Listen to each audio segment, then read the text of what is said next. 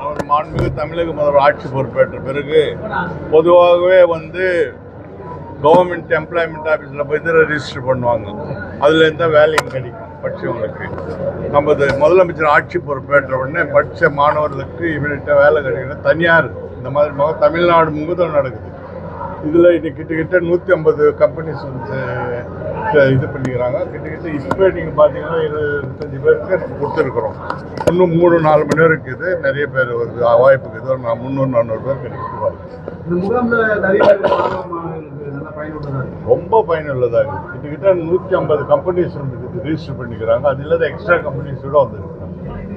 அதே போல பொங்கலுக்கு என்னைக்கு ஸ்டார்ட் ஆகுது பொங்கல் தொகுப்பு எல்லாமே ரெடியா இருக்கு.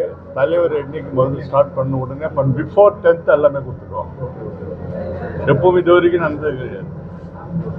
5000 ரூபாய் கொடுத்துதான் சொல்றாங்க.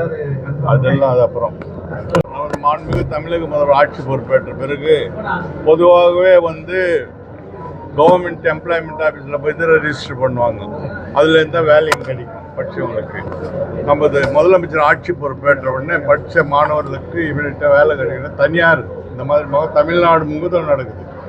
இதில் இன்னைக்கு கிட்டத்தட்ட 150 கம்பெனிஸ் இது பண்ணிக்கிறாங்க. கிட்டத்தட்ட இப்போ நீங்கள் பார்த்தீங்கன்னா 25 பேருக்கு கொடுத்துருக்குறோம். இன்னும் 3-4 மணி நேரம் இருக்குது. நிறைய பேர் வாய்ப்பு இருக்குது. ஒரு 300-400 பேர் கிடைக்குது. இந்த முகாமில் நிறைய ரொம்ப பயனுள்ளதாக இருக்குது. கிட்டத்தட்ட 150 கம்பெனிஸ் ரிஜிஸ்டர் பண்ணிக்கிறாங்க. அது இல்லாத எக்ஸ்ட்ரா கம்பெனிஸ் கூட வந்துருக்காங்க. அதே போல பொங்கலுக்கு என்னைக்கு ஸ்டார்ட் ஆகுது பொங்கல் தொகுப்பு எல்லாமே ரெடியா இருக்கு.